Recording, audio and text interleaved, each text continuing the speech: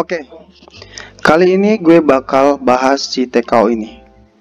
Koin yang lagi booming, padahal koin ini belum listing ataupun belum diluncurkan di pasar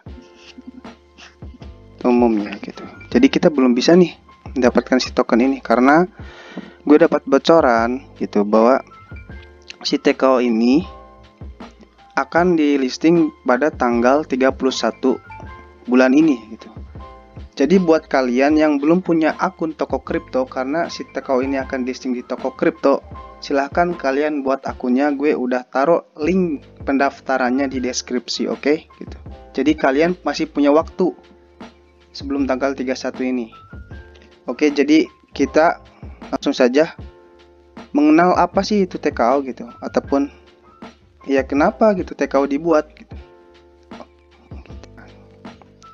Di sini mengenal token ataupun TKO. Misi dan visinya yaitu bertujuan untuk membangun ekonomi token di Indonesia, menjangkau serta membantu unbankable di Indonesia dengan inklusi finansial. Dengan kemudahan mendapat telepon seluler, masyarakat Indonesia kini dapat berpartisipasi dalam industri keuangan melalui aset kripto dan DeFi tanpa memiliki rekening bank gitu. Jadi ini teknologi yang sangat-sangat ya, ini TKO ini kalau berhasil diluncurkan menurut gue bakal menjadi token ataupun koin yang paling canggih di Indonesia. Jadi untuk kalian yang udah lama bermain di kripto gitu, kalian juga tahu bahwa di Indonesia ini sudah banyak ataupun ada beberapa koin asli Indonesia yang diluncurkan dengan teknologi ya.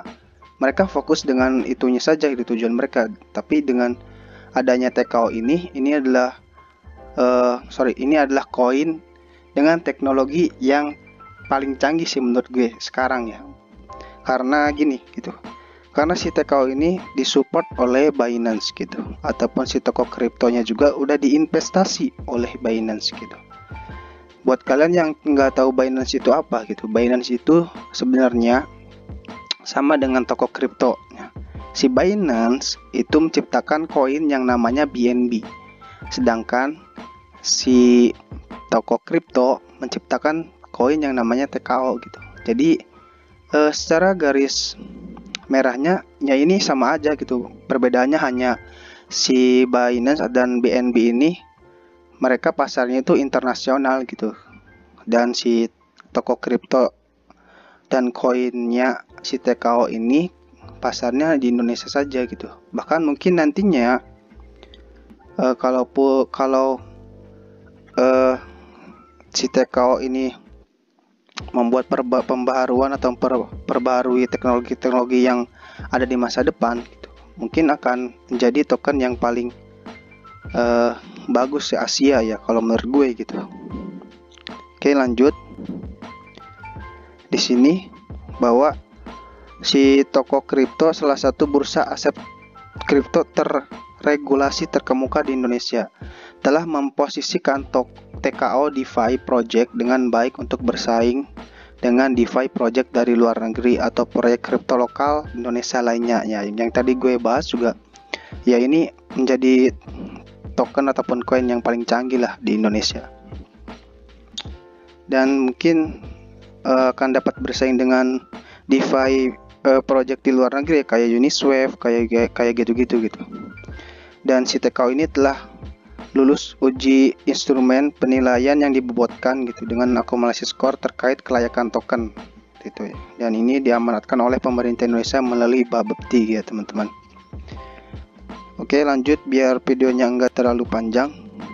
Gue ambil singkat-singkatnya aja ya teman-teman. Jadi ini gue bahas dari si white paper-nya dari si TKO-nya gitu.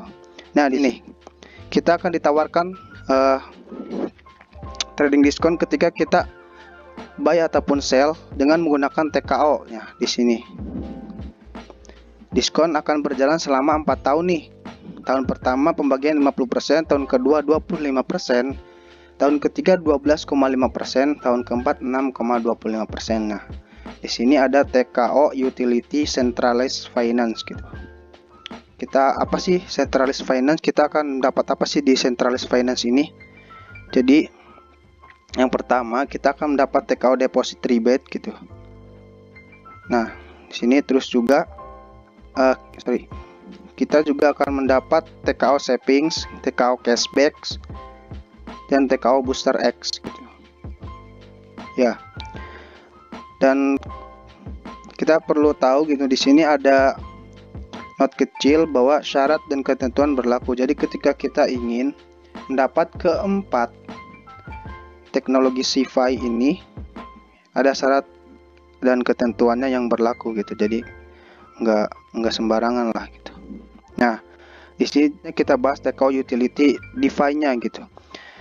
Di sini juga ada tercantum gitu kuartal kedua 2021. Mungkin ini si DeFi ini akan mulai ada di toko kripto ya pada kuartal kedua di tahun 2021 ya.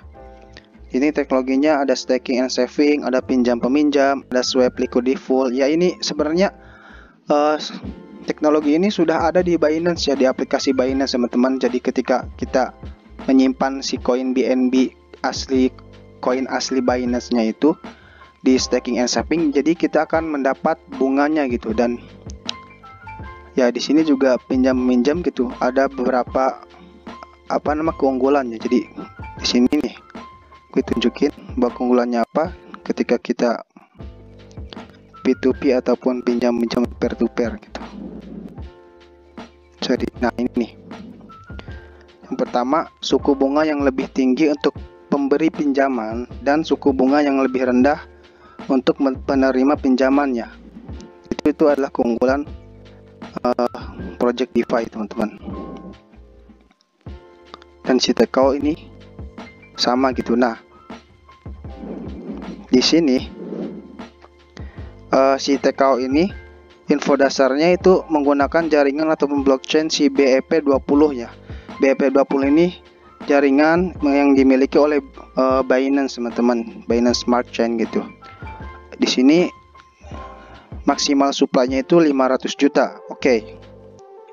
Di sini gue udah tergambar gitu bahwa